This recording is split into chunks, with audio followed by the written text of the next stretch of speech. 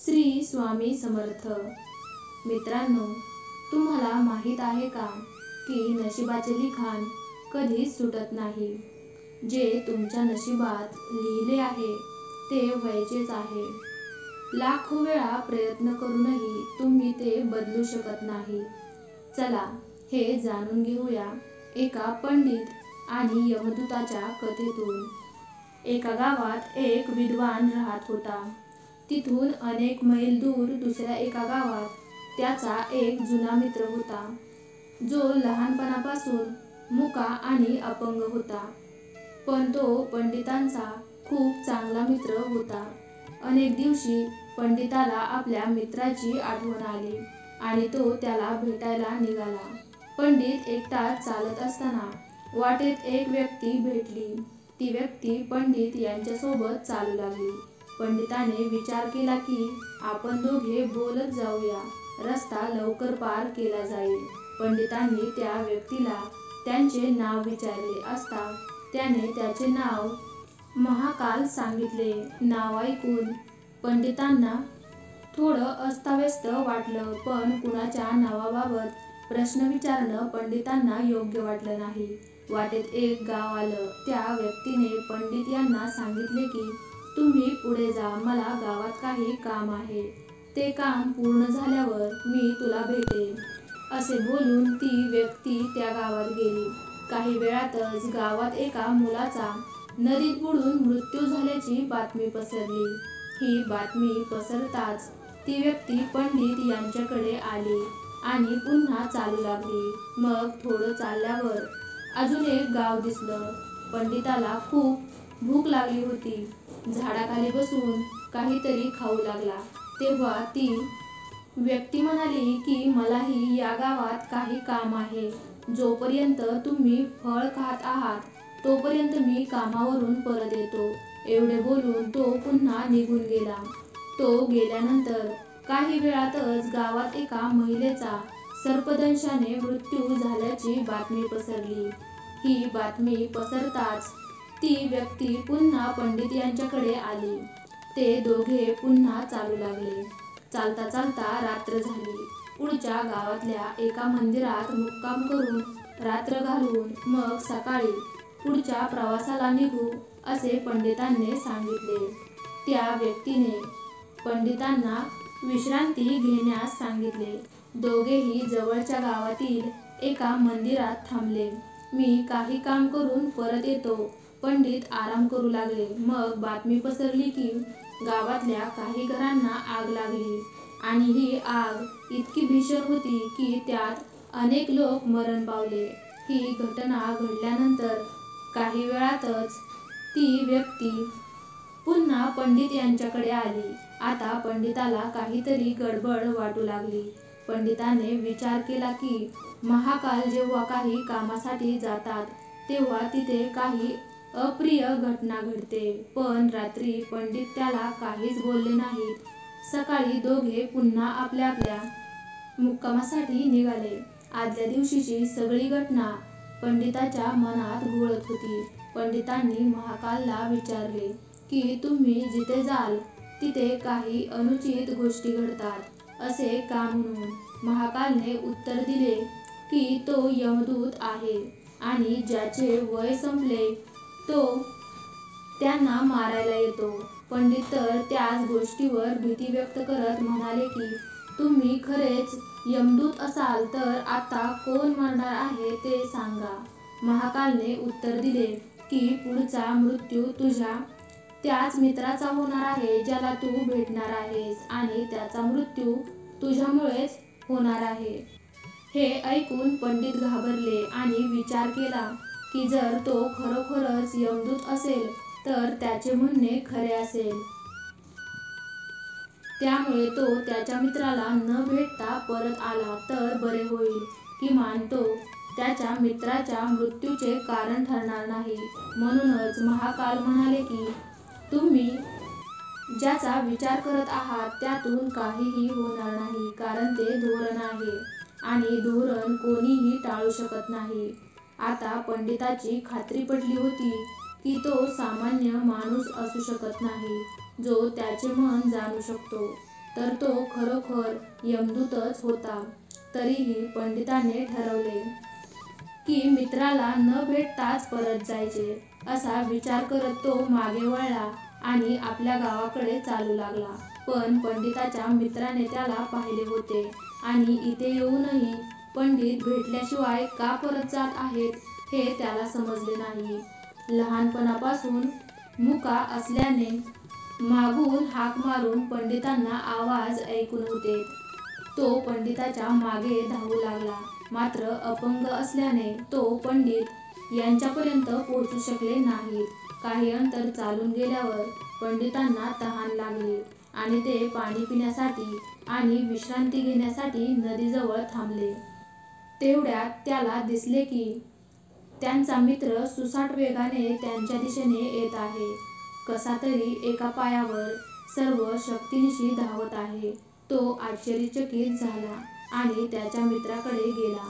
दोघेही एकमेकांपर्यंत पोहोचले होते तेव्हा पंडिताचा मित्र जमिनीवर पडून मरण पावला. पंडिताला काहीच समजले नाही. त्यामुळे पंडिताच्या मित्राचा जीव घेण्यासाठी महाकाल तेथे आला. पंडितांनी महाकालला विचारले की हे कसे झाले. तेव्हा महाकालने पंडिताला सांगितले की तुझ्या मित्राने तुला मागे जाताना पाहिले होते आणि तेथून तो तुझ्या मागे धावत येत होता. म्हातारपणामुळे तुमच्या मित्राला एवढ्या वेदना सहन न झाल्यामुळे हृदयविकाराच्या झटक्याने त्याचा मृत्यू झाला. अशा प्रकारे तूच तुझ्या मित्राच्या मृत्यूचे कारण झालास. पंडित फार दुःखी झाले. मग स्वतःला समजावले की मृत्यू प्रत्येकाला सारखा असतो. जो कोणी या जगात आला आहे त्याला एक ना एक दिवस जायचेच आहे. तेव्हाच पंडिताच्या मनात प्रश्न निर्माण झाला आणि त्यांनी महाकालला विचारले, मी कधी मरणार हे सांगता येईल का?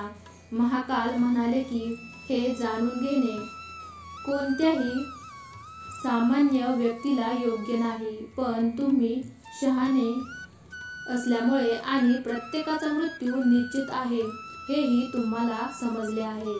त्यामुळे मला असे वाटते की तुमच्या मृत्यूबद्दल तुम्हाला दुःख होणार नाही.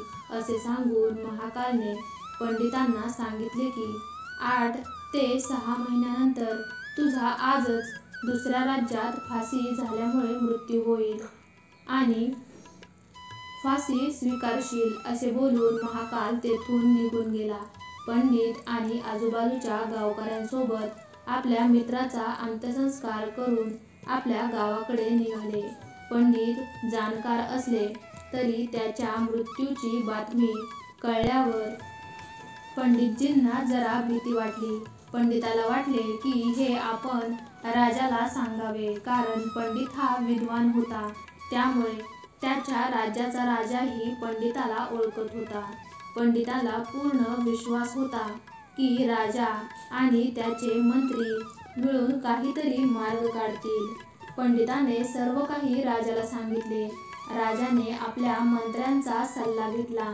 मंत्र्यांनी सांगितले की महाकालच्या म्हणण्यानुसार पंडिताचा मृत्यू अन्य कोणत्या तरी राज्यात फाशी दिल्याने होईल. पंडित आपल्या राज्याबाहेर कुठेही जात नसतील तर तो टाळू शकतो. राजा आणि पंडित यांना ही सूचना योग्य वाटली. पंडितांनी मंत्र्यांचे म्हणणे मान्य केले. पण त्यांना महाकालची एक गोष्ट पुन्हा पुन्हा आठवत राहिली की धोरण टाळता येत नाही. त्यामुळे पंडित नेहमी घाबरत असत. भीतीमुळे त्याला नीट झोपही येत नव्हती. हळूहळू वेळ निघून गेली आणि पंडिताच्या मृत्यूची वेळ जवळ आली. नीट झोप न मिळाल्यामुळे पंडित यांना झोपेचा त्रास झाला होता. पंडिताचा मृत्यू होण्याच्या एक दिवस आधी पंडित राजाच्या सर्वात वेगवान घोड्यावर झोपेत चालत दुसऱ्या राज्यात पोहोचला आणि तो राज्यात तर पोहोचलाच, पण दुसऱ्या राजाच्या महालातही गेला.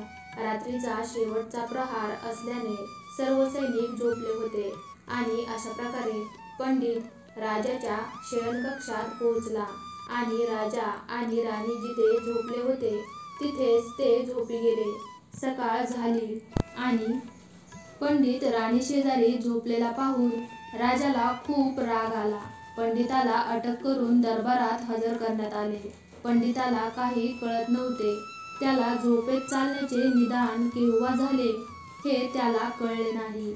पंडित यांना न्यायालयात हजर करताच राजाने त्याला फाशीची शिक्षा सुनावली. पण पंडिताने एकदा राजाला आपले म्हणणे ऐकण्याची विनंती केली. राजाने पंडिताचे म्हणणे ऐकून घेण्यास होकार दिला.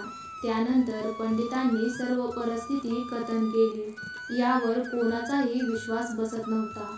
मग पंडित म्हणाले, राजन, तूच विचार कर. तुझ्या रक्षकांनी मला का अडवले नाही?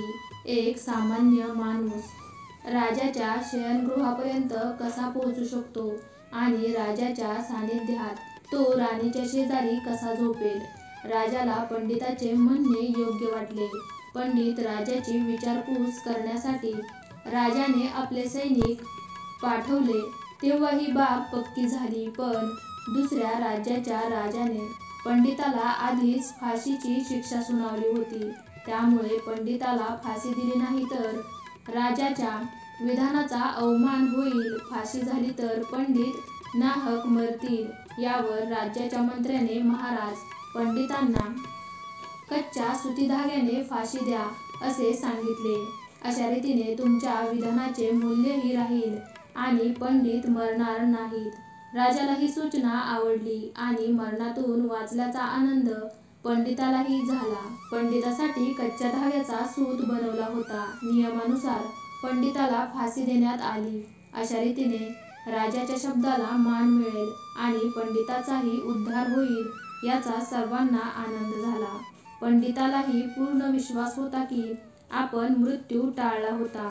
म्हणून तो महाकालने सांगितल्याप्रमाणे आनंदाने फासावर गेला. पंडिताला फाशी देताच सुताचा धागा तो तुटला. पण त्या धाग्याने पंडिताच्या गळ्यातील रग नस कापली गेली. पंडित जमिनीवर पडून मरण पावला. सुताच्या धाग्याने कोणाचा मृत्यू कसा होईल याची कोणालाच खात्री नव्हती.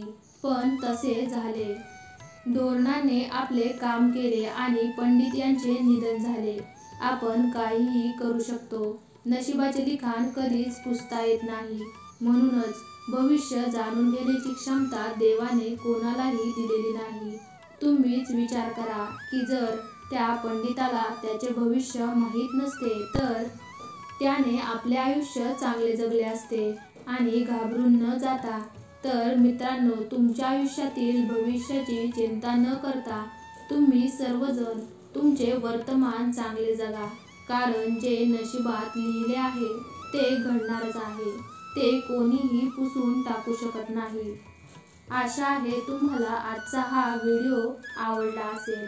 व्हिडिओ आवडला असेल तर नक्कीच एक लाईक करा आणि हो, कमेंट बॉक्समध्ये श्री स्वामी समर्थ नावाचा जयघोष करायला विसरू नका. तुम्ही जर श्री स्वामी समर्थ महाराजांचे भक्त असाल तर स्वामी आई टाईप करा. तुम्ही हा माझा व्हिडिओ पहिल्यांदाच पाहत असाल तर चॅनलला जरूर सबस्क्राईब करा. आजची ही कथा तुमच्या मित्रपरिवारासोबत जास्तीत जास्त शेअर करा. स्वामी तुमच्या सर्व इच्छा पूर्ण करू देत. तुमची सर्व स्वप्न लवकरात लवकर पूर्ण करू देत. स्वामी तुमची सर्व संकट लवकरात लवकर दूर करू देत ही स्वामीचरणी मनापासून प्रार्थना. चला तर मग पुन्हा लवकरच भेटूयात अशाच एका नवीन व्हिडिओमध्ये. तोपर्यंत तुम्ही सर्वांनी माझा हा छानसा व्हिडिओ पाहिल्याबद्दल तुमच्या सर्वांचे मनापासून धन्यवाद.